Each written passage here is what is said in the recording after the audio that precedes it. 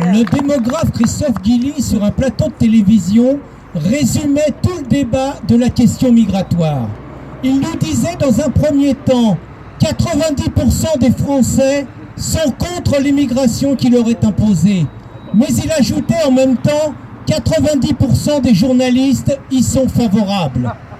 Ces mêmes journalistes qui méprisent le peuple, qui sont financés par les pouvoirs publics, ces mêmes journalistes qui n'ont toujours pas digéré le vote de nos amis anglais, qui seuls contre tous ont décidé de voter pour le Brexit et de quitter la dictature de l'Union européenne.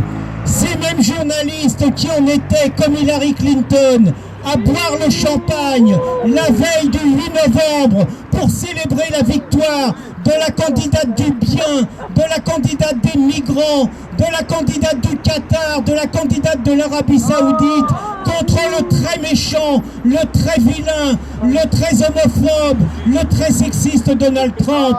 Ces journalistes qui ne se sont toujours pas remis de la victoire de Donald Trump, et la victoire de Donald Trump est la victoire de tous les résistants et la victoire de tous les patriotes qui veulent réhabiliter les valeurs de leur pays et ne pas accepter une société multiculturelle. Ces mêmes journalistes et les sondeurs avaient déjà pris leur décision. Le prochain président de la République s'appellerait Alain Juppé. Pourquoi Alain Juppé?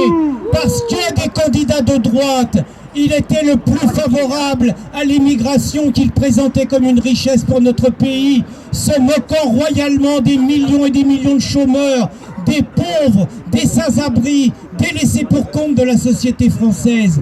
Il était celui qui léchait le plus goulûment les babouches musulmanes.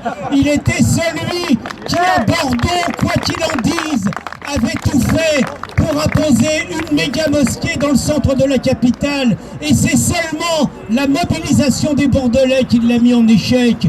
Il était celui qui, honte à lui, avait remis la Légion d'honneur à Tarek Obrou, l'imam de la grande mosquée de Bordeaux, militant UOIF, qui, quand il est devant des musulmans, raconte complètement autre chose que ce qu'il raconte quand il est devant des idiots utiles comme Juppé. Quand il est devant des musulmans, il leur dit « il n'y a qu'un islam ». Et il n'y a qu'un islam qui est là pour conquérir les terres qui ne sont pas encore musulmanes. Alors la hargne d'Ali Juppé, qui effectivement nous a fait l'honneur de dire que finalement tous ces malheurs venaient de Riposte laïque, mais à travers Riposte laïque, c'est notre famille qui l'a honoré. C'est la famille de la résistance, c'est la famille de la réinfosphère, c'est la famille de ceux qui refusent l'invasion migratoire, qui refusent l'islamisation du pays.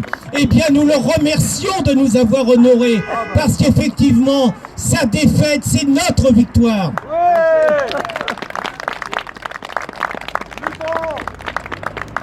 L'invasion migratoire que nous subissons est un drame.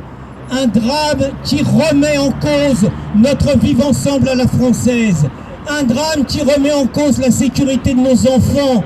Un drame qui remet en cause la sécurité de chacun, pas seulement la sécurité sanitaire, comme le disait Richard, la sécurité de nos femmes. Pourquoi voulez-vous que ce qui s'est passé en Allemagne, ce qui se passe en Bretagne ne se passe pas ailleurs, ne se passe pas comme partout? Parce que nous n'avons pas affaire aux réfugiés espagnols de 36. Nous n'avons pas affaire aux bad people des années 80. Nous avons affaire à des conquérants. Pat Candel disait que nous avons affaire à des criminels envahisseurs. Pat Candel est un acteur anglais. Et ils ne sont pas là pour se conduire pacifiquement.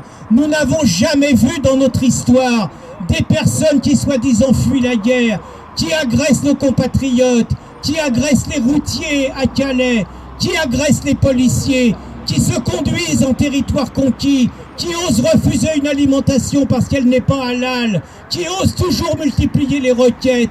Ça, ce ne sont pas des attitudes de réfugiés, ce sont des attitudes de guerriers et d'envahisseurs.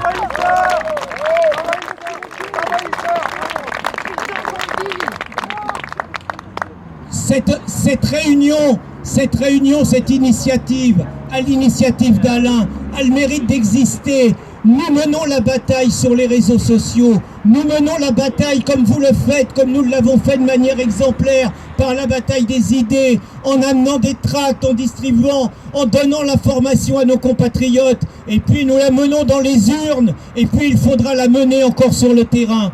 Et je terminerai là-dessus par rapport aux journalistes et par rapport à leur haine. La dictature des médias subventionnés, c'est terminé. Aujourd'hui, ce sont des gens comme nous, c'est la réinfosphère, ce sont nos actions de terrain, ce sont des gens comme nous qui allons imposer une autre vision du monde parce que nous sommes le peuple.